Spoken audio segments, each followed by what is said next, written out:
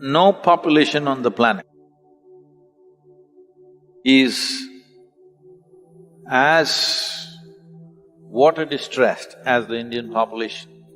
You have 17% of the world's population and about 3.5% of the world's water resources. On an average, 40% decline has happened in all the rivers in the last 50 years' time. So the Rally for Rivers, one thing it changed in the country is, whenever you talked about water augmentation, people talked about check dams, people talked about variety of river linking, doing this, doing that.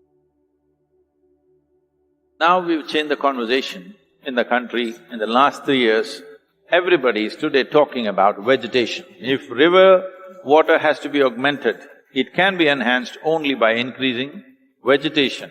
You gave a missed call. For that one simple act, we bow down to you, because we moved the governments, because 162 million people gave that missed call. In a democratic nation, if people are not behind something, those things will not happen.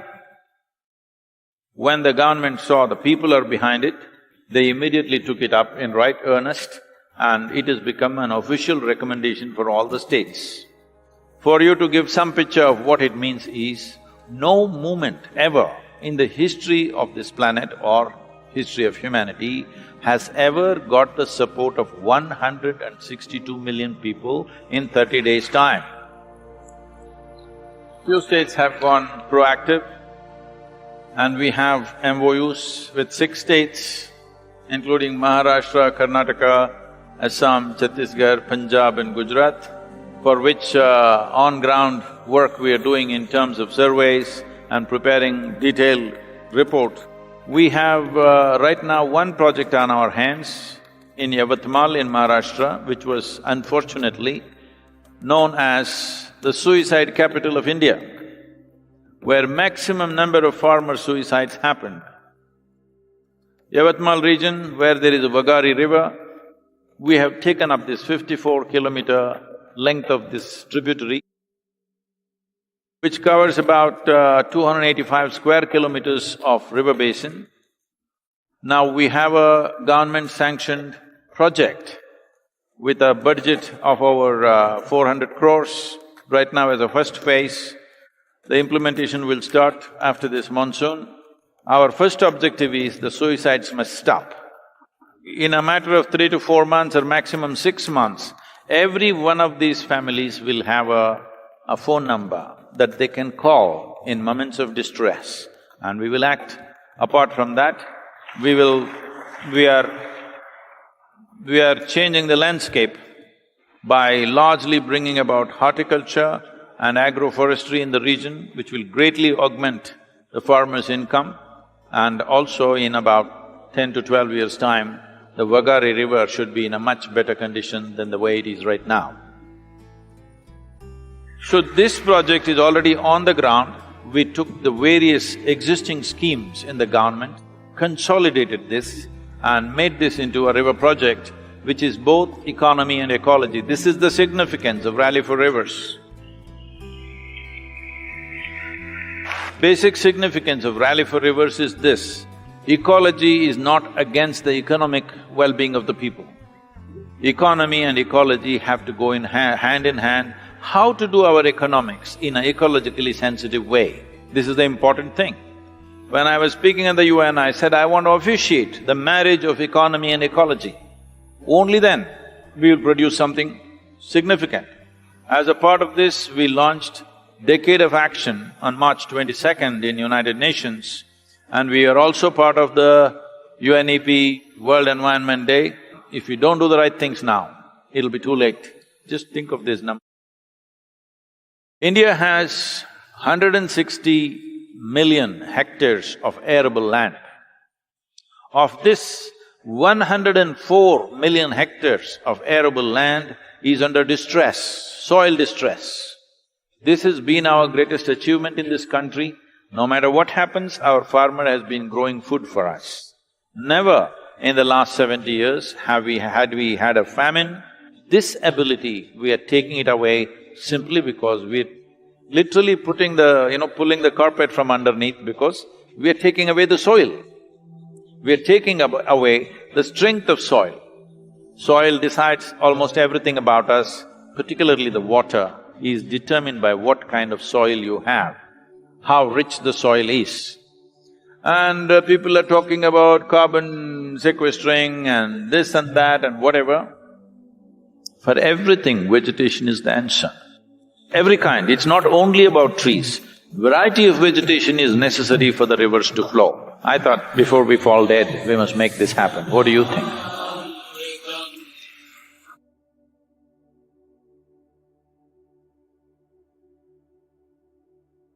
First of all, you must understand what is inside, okay, and what is outside.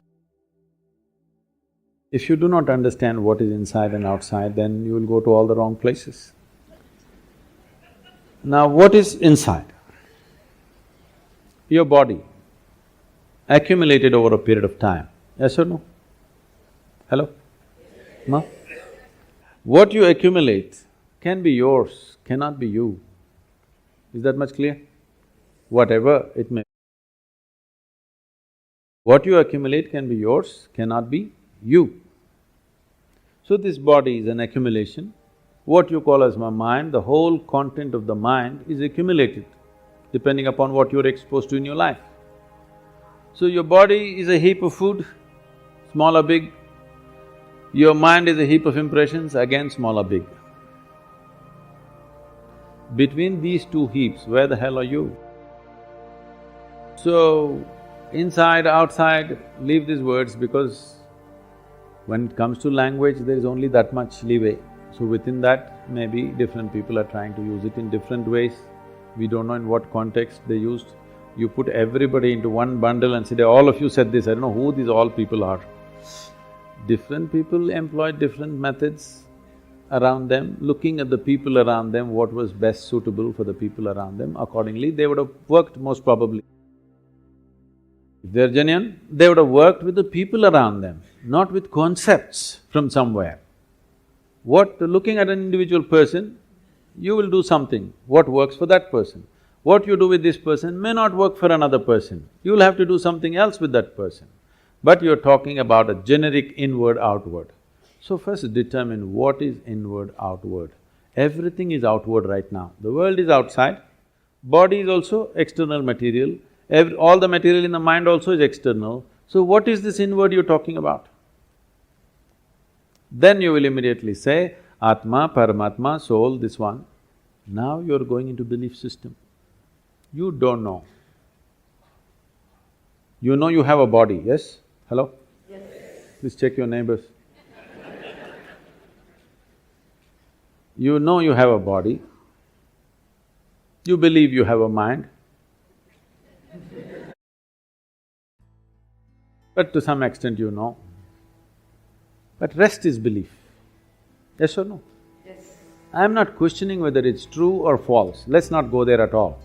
But it's belief, it's not yet in your experience. If you talk about something which is not yet in your experience, to put it bluntly, you're just a bloody liar. That's what it means. But because lies are holy, lies are written in scriptures, lies are repeated by all kinds of people who are dressed in different ways which are supposed to be holy though ridiculous. Because of this, you're not supposed to question these words. Anywhere you go, first thing is people say, Sadhguru, what about the soul? I ask them, which soul, right or left?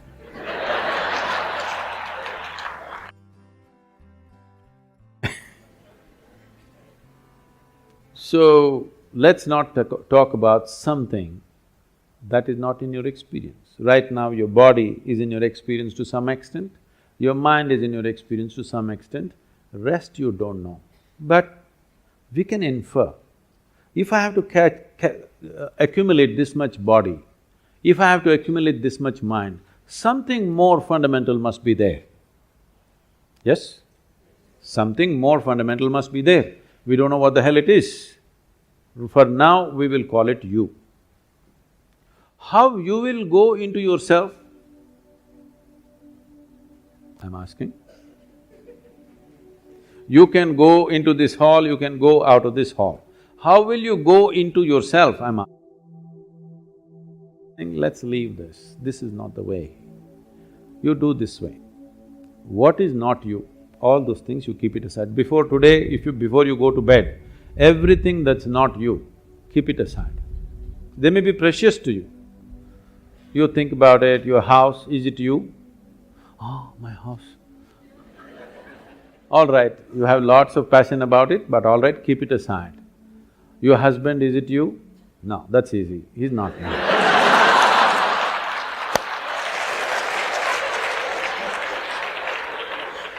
My children, are they me?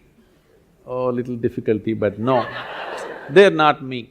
They're beginning to tell you, if they're 12, they have already told you. So the clothes that you wear, is that you? No. The body that you wear, is that you? No. All these thoughts and emotion, is this you? No. Everything that's not you, keep it in one heap. Not physically, just do this mentally. Keep everything aside. Let me see. Every day you practice this. One day when you successfully keep everything aside that you are not, what you are will be there.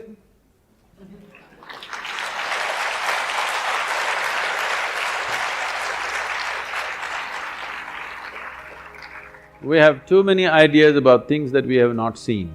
It's a big problem. Shankaran Pillai went to Britannia. Can I? Shankaran Pillai went to Britannia Industries to find a job. So they were looking for a really smart, far-seeing sales manager. So they asked him one question, which is further, Mumbai or moon? Shankaran Pillai thought. He said, Mumbai. He said, what? Mumbai is further than the moon? He said, yes. How? Well, I can see the moon, I can't see Mumbai. So what I'm saying is, if you go by your present perception, you'll get all the wrong conclusions. So don't be in a rush to make conclusions. Let's pay a little more attention. You are a worthwhile life which deserves some attention, isn't it? Don't seek other people's attention. Your own attention, doesn't this life deserve attention? Pay attention to this, enough attention, everything will be clear. Everything about you, you're asking me, if I tell you what you have some more words. Some more words you have, that will not get you anywhere near the truth. One more word or 10 more words doesn't get you any closer to reality, just you'll have more things to say to somebody else. This kind of hearsay is spreading in the world. Everybody knows where God is, who his wife is, how many children he has, when is his birthday, his address. In every bhajan, people are singing his address, where he is and how to get him, but they don't know a damn thing about themselves. This kind of, a very knowledgeable ignorance is dangerous. No. If you do not know, it's not a problem. If I see I do not know, the possibility of knowing is always there, isn't it? If I do not know and I think I know, then I've destroyed all possibilities. So, we have arrived at many things. We know, in every culture they know what is the nature of God, where he resides, how the ambience is there and the works, you know. Everybody knows the geography of the heaven, isn't it, don't you? But you don't know a damn thing about yourself. It's time we paid attention, because everything you know it only the way it's projected in the firmament of your mind. You don't know anything any other way, yes or no? So, what you need to fix is, you are seeing everything in a mirror of your mind, and the mirror is wonky. First fix it. First thing is to make it stable, flat, proper plane mirror, so that you see everything the way it is. Does a plane mirror show you everything the way it is? Everything reverse, you know. then you will have to flip it. That'll take much more skill. Most people can't flip a dosa. Now, to flip the whole universe, the whole life that is reflecting in your mind, to flip it over without shattering it into pieces will take much more, but the first thing is to level out the mirror so that it shows you everything the way it is, not some other way. Right now, everything is seen depending upon how you're identified with something. Every identity has distorted the mirror of your mind and it shows you things in completely different way than the way it is. First thing is, stop talking about things that you do not know. No soul, no Atman, no Paramatman, no God, no divine, no heaven. Talk about something that you know, and then the longing to take the next step will become strong. Otherwise, when you know the geography of the heaven, what is the need to pay attention to anything?